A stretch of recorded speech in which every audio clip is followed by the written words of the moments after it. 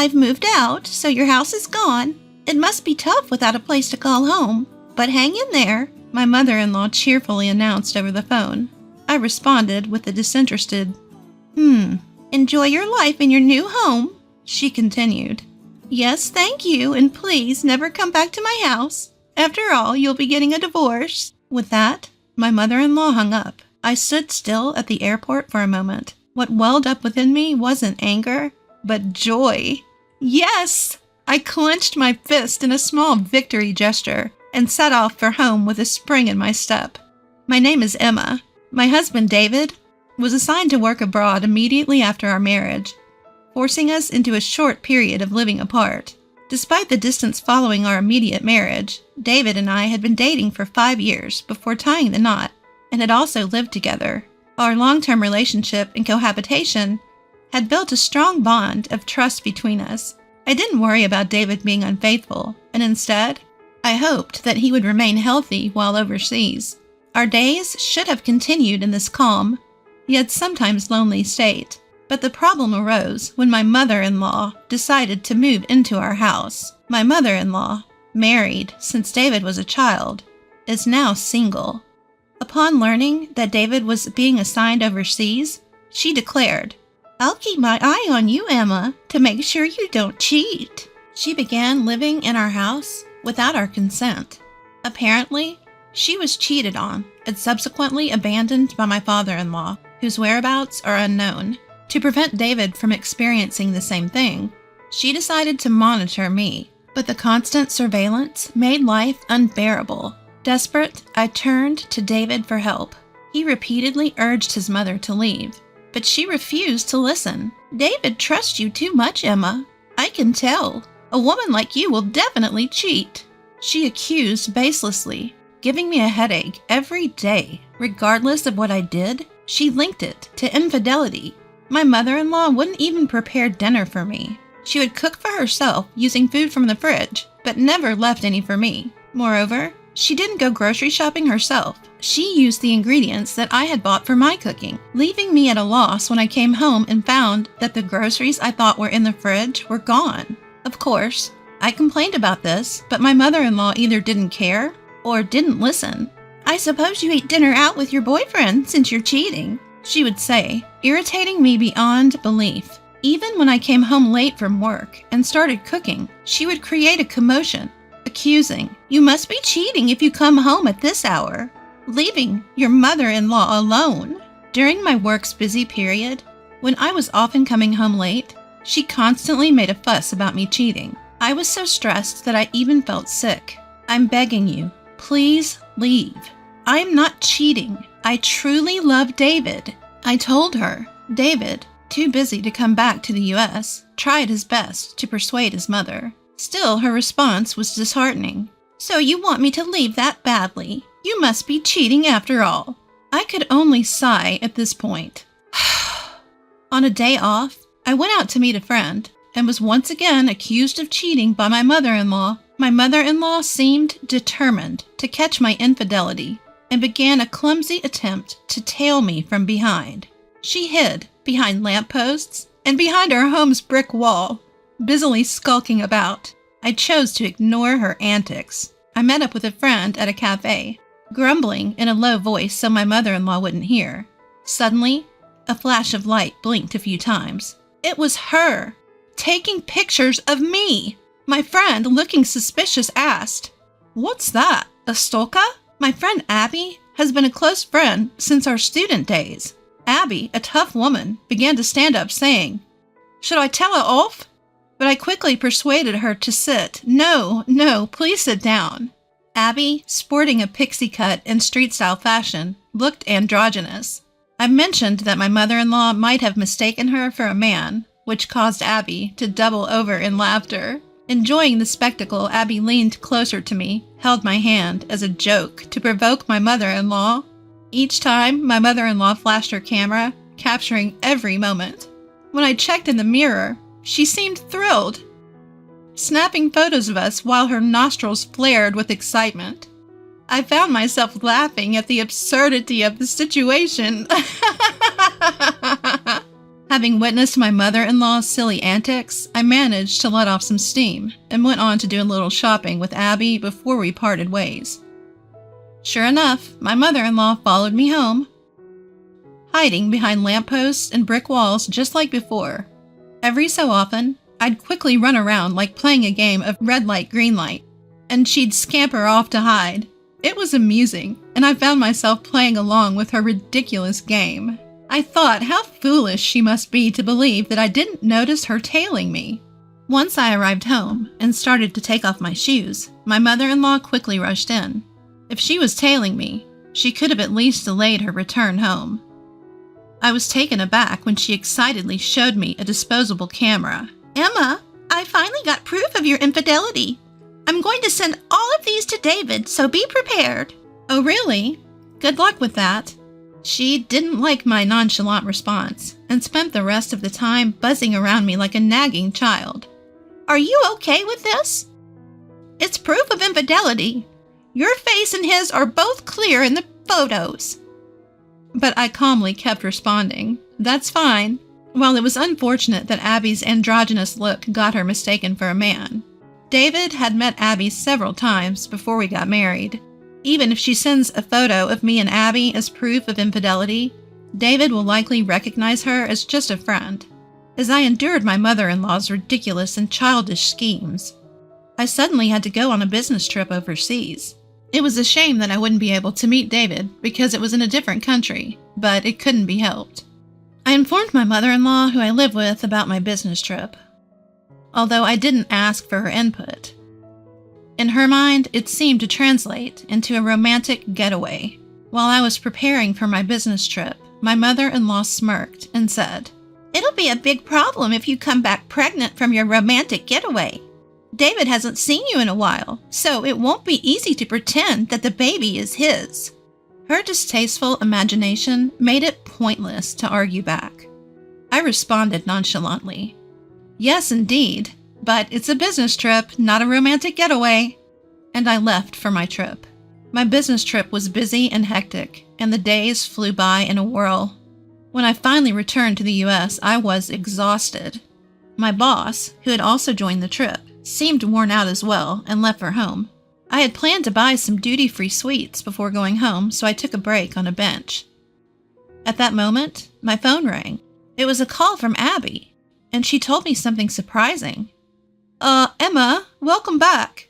There's something I need to tell you. Your mom came to the company our family runs." "What?"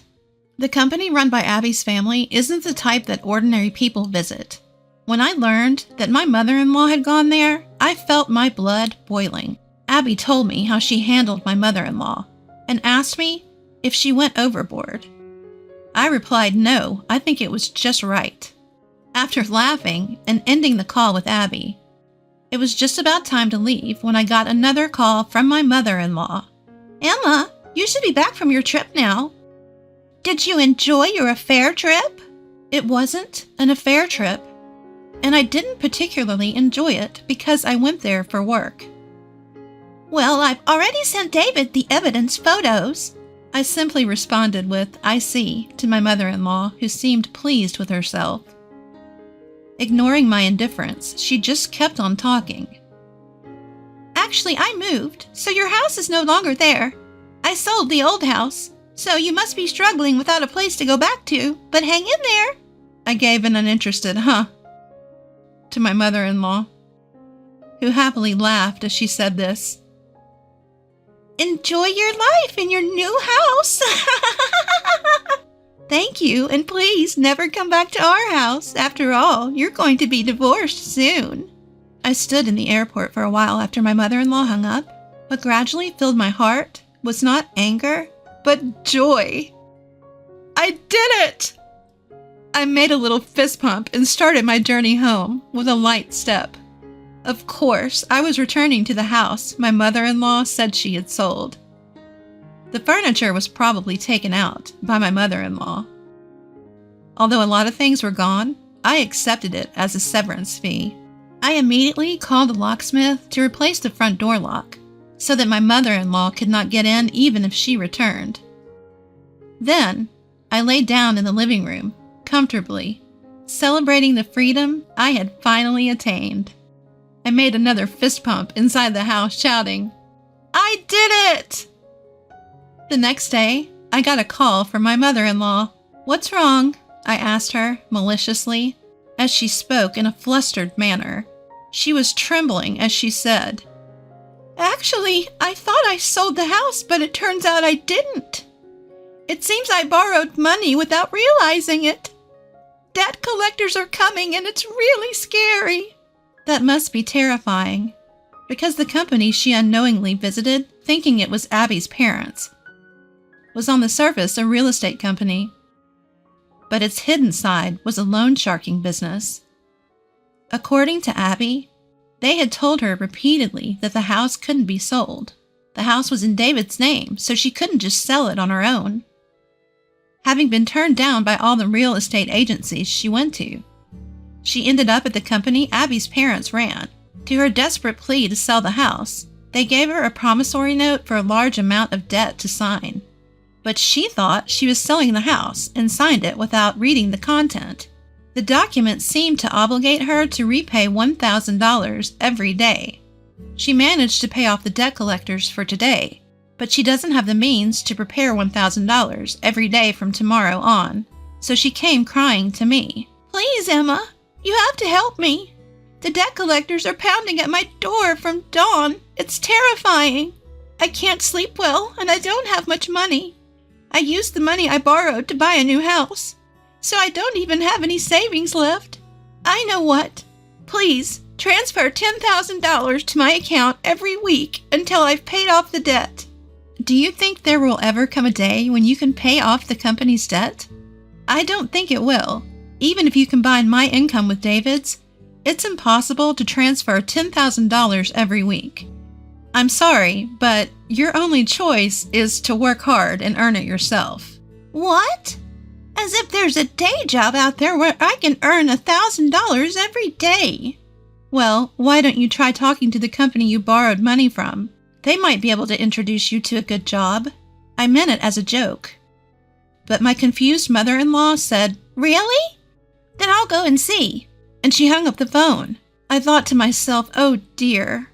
There was no stopping my mother-in-law now. I heard from Abby later that my mother-in-law suddenly showed up at the company and said, "I have no choice but to work because I have no money. Is there a simple and easy job where I can earn more than $1,000 a day?" Abby and her team did find my mother-in-law a job, a company where many people sleep in dilapidated shacks that serve as employee dormitories. In that company, they work tirelessly day and night, doing quite a bit of physical labor. Even elderly people are made to work relentlessly. So my mother-in-law seems to be working herself to the bone.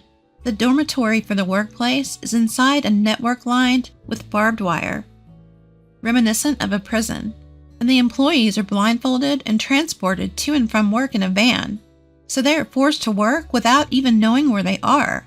She'll be free once she can pay off the debt. That is, if the day ever comes. Abby, who said this with a smile, is a dear friend of mine, but I hope she'll forgive me for feeling a little scared. Several weeks after my mother-in-law disappeared, David's overseas assignment ended and he returned home. When I told David what had happened, he only said, "There's nothing we can do about my mom. All we can do is wish her a long life from afar." It seems David never really liked his incomprehensible mother from when he was a child. He tolerated her because she was his mother, but it seemed that David had completely lost patience with his mother, who continued to suspect me, his wife, of infidelity. When I asked David if he had received the so-called evidence photos of my infidelity, he said, "Oh yeah," as if he had just remembered, and handed me a photo from his bag. "That's Abby, right? I have no idea why she would assume this was proof of infidelity. I actually had a huge fight with my mom over the phone. I told her I would cut ties if she kept suspecting you, Emma, but she just wouldn't listen, and it really annoyed me. But I thought this was a good picture, so I brought it home." True, my mother-in-law might have had a knack for photography. What a waste. The photo of Abby and me taken from behind by my mother-in-law, paired with the beautiful scenery, had a sense of style, as if it were a page from a photo album. It was kind of funny how Abby was playfully making a peace sign behind her back. It was just so Abby. We owe Abby a lot. We should pay her a proper visit sometime soon. Just make sure you don't sign any documents she might try to get you to sign. I'll never sign any document that Abby gives me. Chuckling together, David and I were finally able to live like a newlywed couple. We had no idea what happened to my mother-in-law afterwards, but she's probably still doing hard labor somewhere in the States. We felt like we could find out where she was if we asked Abby, but neither David or I had any desire to track down my mother-in-law. David and I continued to live happily together, and I gave birth to our first child. We are enjoying our blissful days.